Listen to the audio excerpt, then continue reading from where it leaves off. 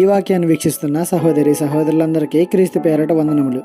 ఈరోజు వాక్యం ద్వారా దేవుడు మనతో చెబుతున్న మాట, వారి దేశమందు నేను వారిని నాటుదును, నేను వారికిచ్చిన దేశములో నుండి వారి యొక్క పెరికివేయబడరని నీ దేవుడైన యెహోవా సెలవిచ్చుచున్నాడు. ఆమోసు గ్రంథము 9వ అధ్యాయము 15వ వచనము.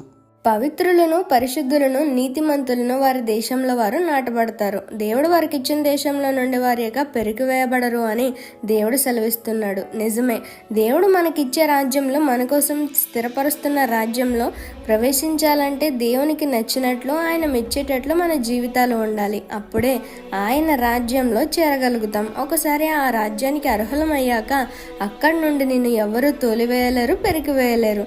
అది శాశ్వతమైన రాజ్యం. అంతే ఈజీగా ఆ రాజ్య నివాసులం కాలేము. కానీ వన్స్ అయ్యాము అంటే దేవుడు నిన్ను బలంగా నాటివేస్తాడు. ఆ రాజ్యంలో ఉంటే పెరికివేయక ఉంచుతాను అని మాట ఇస్తున్నాడు దేవుడు. మరి ఆ రాజ్యంలో చేరడానికి నేను కూడా ప్రయత్నం చేస్తానని దేవునికి మాట ఇవ్వగలవా? ఈ చిన్న సువార్త పరిచర్యలో మీ సహోదరులు. God bless you. ఆమేన్.